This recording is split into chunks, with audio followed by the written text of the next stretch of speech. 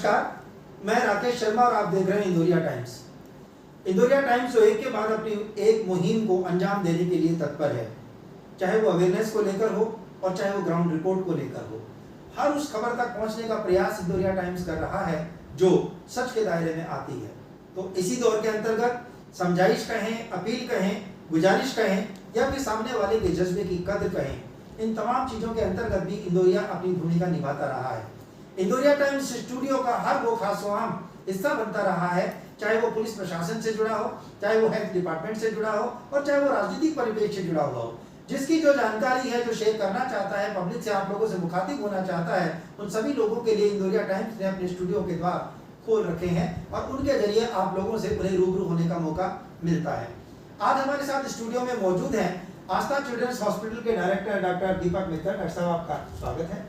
तो हमारे साथ मौजूद हैं यहाँ पे डॉक्टर अरविंद मित्तल, जो मित्तल स्माइल केयर को काफी समय से अपने क्षेत्र में रन कर रहे हैं। आपका स्वागत है। आप तो ऐसी शख्सियत हैं जो कि अपने आप में एक वेल नोन शख्सियत के रूप में जानी जाती हैं। दोनों हॉस्पिटल अपनी अपनी एक पहचान रखते हैं। मित्तल स्माइल केयर काफी समय से हमारे बीच में मौजूद है, तो अभी आस्था चिल्ड्रंस हॉस्पिटल को 15 दिन भी नहीं हुए हैं, लेकिन जज्बा देखते ही बनता है। और इसीलिए दोनों मित्तल डॉक्टर्स हमारे बीच में मौजूद हैं और वो अपनी कुछ सेवाएं किस तरीके से कोरोना काल में आप लोगों के साथ जोड़ना चाहते हैं, क्या उनका जज्बा है, उन सारी चीजों पे अभी हम चर्चा करेंगे। इंदौरिया टाइम्स का ये मानना था कि जो व्यक्ति जिस प्रोफेशन में है, यानी कि जो जिस लायक है,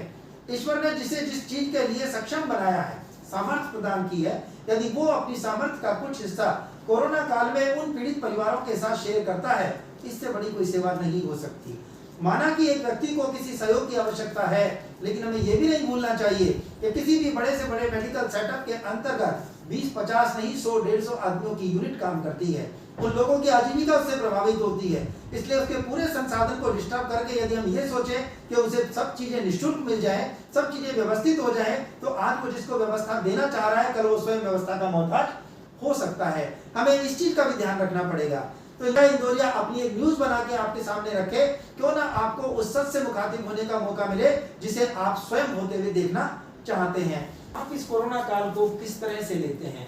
मानवता और प्रोफेशन, इन दोनों के बीच में एक बहुत बड़ा अंतर इस समय समझ में आ रहा है। यानी ऑक्सीजन सिलेंडर पर जब 20-20 हजार की ब्लैकमेलिंग होते हुए की न्यूज आपने सुनी, तो एज ए चिकित्सक आपको पीड़ा हुई होगी। जब बेड चार्जेज एक व्यक्ति से पर डे के 2000-3000 रुपए पर डे के जब उससे लिए जा रहे थे, जबकि उस व्यक्ति के घर में संसाधन ही नहीं है ऐसे, तो वो व्यक्ति क्या कर रहा होगा? सुना है लोगों ने इतने हाई इंटरेस्ट के ऊपर पैसा लेकर के लोगों को हॉस्पिटलाइज किया और मिला तो उसे केवल डेड बॉडी मिली। आप क्या कहना चाहेंगे? देखिए, सबसे पहले तो मैं उन कोरोना की वजह से जिनके यहाँ कैजुअलिटी हुई है उनको श्रद्धांजलि अर्पित करूंगा। और दूसरा मैं ये कहूँगा, ये जो चीज़ें हुई हैं, कालाबाजारी हुई है, जहाँ कहीं ना कहीं किसी की कमी रही है, ऑक्सीजन प्रॉपर नहीं मिल पाया है, केयर प्रॉपर नहीं मिल पाई है, तो दुख तो होता है मानवता के नाते। इसके चलते ही हमने कुछ निर्णय लिए जो भी कोरोना काल में कोरोना की वजह से जिस परिवार में कैजुअलिटी हुई है, उसके लिए हम अपनी सर्विसेज जो भी रहेंगी वो फ्री ऑफ कॉस्ट देंगे। बहुत बड़ी बात, थैंक यू। इसी के साथ मैं सबका धन्यवाद करूंगा, क्योंकि हम लोग हमारे काम में इतने व्यस्त रहते हैं कि हमें ये सोचने समझने का टाइम नहीं रहता है कि हमें आगे के लिए क्या करना है। इन्हें हमें एडवाइस दी, तो हमने इस पे सोचा और सोच के ये निर्णय लिया कि जो भी कोरोना की वजह से, क्योंकि अभी ये जो आपदा आई है हर आदमी के लिए बहुत मुश्किल है, अपना जीवन यापन करना बहुत मुश्किल है। इस टाइम पे जो भी डेंटल से रिलेटेड जो भी दिक्कतें किसी को आएंगी, जिनके घर में कोई कैजुअलिटी हुई है, मेरी तरफ से मैं उनको फ्री सर्विसेज जैसे मैंने वर्ड यूज किया, जो मेरी सर्विस है परामर्श शुल्क निश्चित नहीं लगेगा। जो भी ट्रीटमेंट मेरे हाथ से होगा, जिसमें जो भी मटेरियल लगेगा मेरा, वो मैं वहीन करूंगा, पेशेंट से कोई चार्ज नहीं लिया जाएगा। जो बात आती है दवाइयों की, मेडिसिन की या जांच की, उसके लिए फिर पेशेंट जो चीज बाहर से परचेज करनी है वो अपने बेस पे कहीं भी परचेज कर सकता है। आपने बहुत अच्छे से जाना और समझाया इस चीज को कि वो अपने खुद के जो सर्विस चार्जेस, परामर्श शुल्क जो होता है वो नहीं लेंगे, बेड चार्जेस नहीं लेंगे, मैनुअली उन्हें जो कुछ भी करना होगा, जो इनका अधिकार है, जो राइट है इनका, और हम देते हैं, स्वेच्छा से देते हैं। आपने इस कोरोना काल में उस कैजुअल परिवार के साथ एक तरह से फ्रेंडली हाथ बढ़ाते हुए उन्हें सहयोग किया है। इंदौरिया टाइम्स की ओर डॉक्टर साहब आपका बहुत बहुत धन्यवाद कि आपने इंदौरिया टाइम्स की इस अपील को स्वीकारा और आम जन के लिए अपनी सर्विसेज उपलब्ध करवाई। आपने देखा कि धरती का भगवान कहलाने वाला वो चिकित्सक जो अंदर एक बहुत ही सॉफ्ट हार्टेड व्यक्ति होता है, वो भी जब चाहता है कि वो उसे समाज के लिए कुछ अलग से हटके करना चाहिए। जहां यदि हम मेट्रो सिटी की बात करें तो निश्चित रूप से मेट्रो सिटी में बेड चार्जेस से लेकर के कन्वेंसिंग और ऑक्सीजन और वेंटिलेटर जैसी चीजों के ऊपर हजारों में नहीं लाखों में व्यक्ति की जेब कट जाया करती है। ऐसे में डॉक्टर साहब ने उस कैजुअल परिवार के लिए एक तरह से अपनी सर्विस को फ्री कर दिया है। सर मौजूद हैं इस समय आस्था चिल्ड्रंस हॉस्पिटल के डायरेक्टर डॉक्टर दीपक मित्तल। डॉक्टर साहब, आप कोटपुतली परिक्षेत्र में कब से अपनी सेवाएं दे रहे हैं? सर 2012 से यहाँ अपनी सेवाएं एज ए शिशु रोग बाल रोग विशेषज्ञ के रूप में देता आ रहा हूँ और तकरीबन मुझे यहाँ 9 साल हो चुके हैं अपनी सेवा देते हुए। 2012 से सर सबसे पहले मैं संजीवनी हॉस्पिटल में एज ए शिशु रोग विशेषज्ञ कार्य करता रहा और तकरीबन मैंने वहाँ पे अपनी 9 साल अपनी सेवाएं दी। उसके बाद फिर मैं श्री कृष्ण हॉस्पिटल में भी अपनी सेवाएं मैंने 8 से 9 महीने दी और उसके बाद कहीं मुझे लगा कि एक कोटपुतली क्षेत्र में एक पर्टिकुलर शिशु रोग से संबंधित एक अस्पताल की कमी है जो अपनी सेवाएं 24 घंटे आपातकालीन सेवाएं दे सके। तो इस सोच विचार के साथ मैंने ये सोचा कि कहीं कि मुझे एक कोटपुतली आसपास के क्षेत्र के लोगों को एक अस्पताल ऐसा देना चाहिए जो अपनी दरों को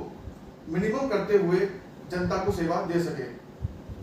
आपने देखा लगभग एक दशक कोटपुतली क्षेत्र को अपनाए जाने के बाद, 2 अलग-अलग हॉस्पिटल में अपनी सर्विस देने के बाद, अपनी लोकप्रियता को हासिल करने के बाद, एक डॉक्टर जिसकी अभी बहुत ज्यादा उम्र आपको नजर नहीं आती है, आपके द्वारा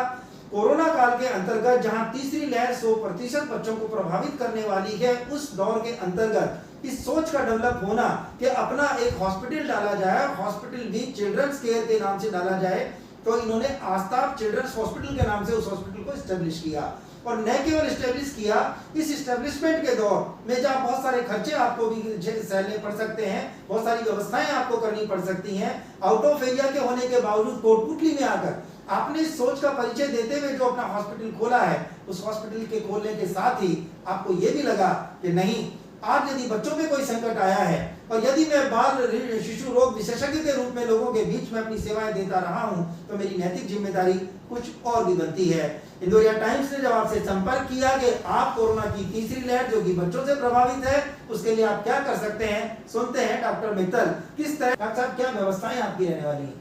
सर जैसा कि अभी एक्सपर्ट्स की जो ओपिनियन आ रही है उसमें लेके बताया गया कि थर्ड वेव जो आने वाली है वो बच्चों में घातक रूप से हो सकती है।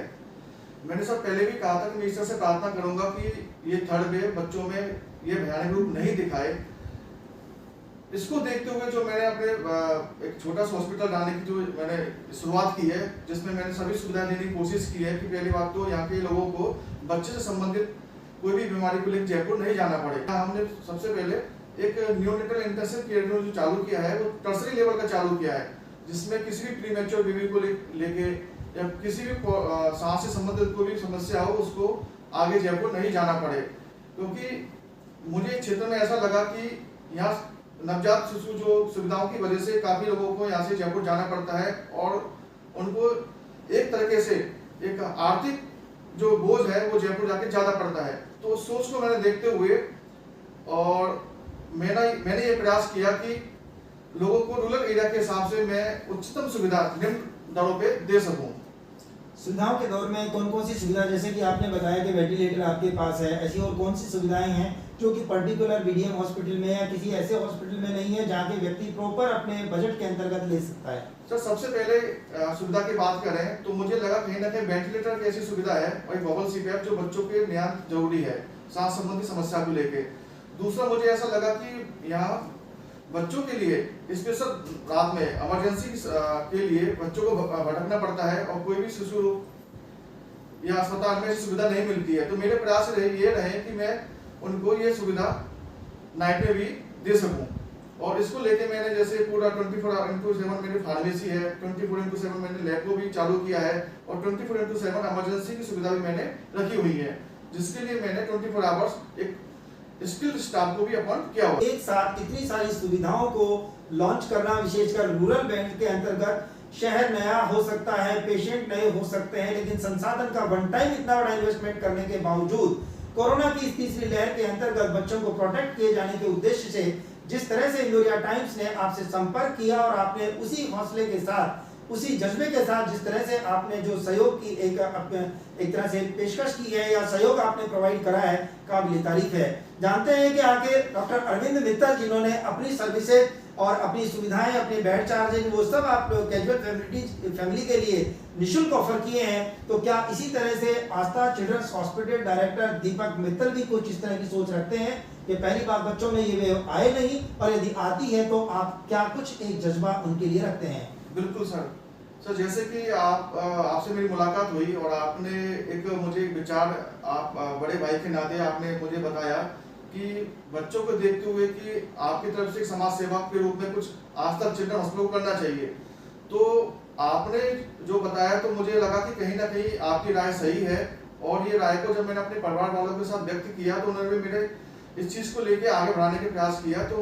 मुझे लगता है कि यदि थर्ड वेव यदि आती है और यदि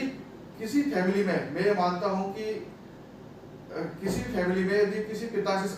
जो डिपेंडेंट है इनकम से रिलेटेड, उनकी यदि कैजुअलिटी हो चुकी है, तो मेरे प्रयास ये रहेंगे कि उस परिवार के बच्चे को मैं निःशुल्क अपनी सेवाएं दे सकूं। पहला प्रयास तो मेरा ये रहेगा। दूसरा प्रयास मेरा ये रहेगा कि जो नॉन अदर फैमिली है उनके लिए भी मैं कुछ कर पाऊँ इस कोरोना काल में। तो मेरी कोशिश ये है कि जो नॉन कैजुअलिटी फैमिली से जो बच्चे आते हैं तो उनके लिए मैं पहली बात तो जो अस्पताल के इंफ्रास्ट्रक्चर को देखते हुए रियायत दर जो होंगी पहले उनको मैं इम्प्लीमेंट करूंगा, उसके साथ भी मैं उनके लिए कुछ ना कुछ डिस्काउंट की एक कोशिश करूंगा। आपने अपनी सेवाओं को 2 कैटेगरी में डिवाइड कर दिया है। पहली वो कैटेगरी जिसके अंतर्गत घर का यदि अर्निंग सोर्स पिता या घर का मुखिया यदि कैजुअलिटी का शिकार होता है, जिसके ऊपर पूरा परिवार डिपेंड है, उस परिवार से यदि कोई बच्चा आपके हॉस्पिटल में हॉस्पिटलाइज होता है तो संभवतः उसका तमाम जो भी उसका इलाज होगा वो आप निःशुल्क करने वाले हैं। यानी उस परिवार के अंतर्गत उस पत्नी को, उस माँ को, उसको इतना बेबसी का एहसास नहीं होना चाहिए कि यदि घर का कमाने वाला नहीं है, घर का मुखिया नहीं है तो कोई नहीं है। क्यों ना हो, आखिर धरती के भगवान की संज्ञा यदि डॉक्टर को मिली है तो उसी की पूर्ति करते हुए डॉक्टर दीपक मित्तल ने इस बात को आप लोगों से शेयर किया है। दूसरी बात यही खत्म नहीं होती, आपने ये भी रखा है कि यदि उसी फैमिली से जुड़ा हुआ कोई भी व्यक्ति यदि वाकई में उसे फिर किसी चाइल्ड हॉस्पिटल की आवश्यकता होती है तो भी वो अपने जो फीस स्ट्रक्चर है, जो उनका सुविधा है, उसके अंतर्गत भी वो कोई ना कोई रिलैक्सेशन कुछ ऐसा प्लान करने वाले हैं कि उनको भी वहां आने के बाद कहीं ना कहीं इंसानियत नजर आए। और जहां एक और मेट्रो सिटी के अंतर्गत धरती के भगवान कहलाने वाले या मेडिकल डिपार्टमेंट से जुड़े हुए लोग आज भी कालाबाजारी करने से बाज नहीं आ रहे हैं। ये तोरावाटी क्षेत्र के कोटपुतली का सौभाग्य है कि आज का यूथ जो कि क्वालिफाई होकर के अपने ही नहीं बल्कि अपनी पीढ़ियों के नाम को आगे लेकर के इस तरह के सेवा भाव के जज्बे से जुड़ा हुआ है। डॉक्टर साहब, आप दोनों का ही इंदौरिया टाइम्स स्टूडियो में बहुत बहुत आपका स्वागत होने के साथ साथ मैं आपका धन्यवाद करना चाहूंगा कि आपने हमारे इस विनम्र निवेदन को न केवल एक्सेप्ट किया बल्कि आपने उस जज्बे को पब्लिक से कहा शेयर भी किया। इसी तरीके से आप लोग जब भी कभी आपके पास कोई स्पेशल टॉक होती है, कोई स्पेशल कोई ऑफर होता है या लोगों के बीच में आपको जाने की कहीं आवश्यकता पड़ती है, आप इंदौरिया टाइम्स में आएंगे, पब्लिक से मुखातिब होंगे ताकि इस इलाके के लोगों को एज ए मेडिकल फैसिलिटी के रूप में किसी तरह की कोई कमी महसूस ना हो। आप लोगों का बहुत बहुत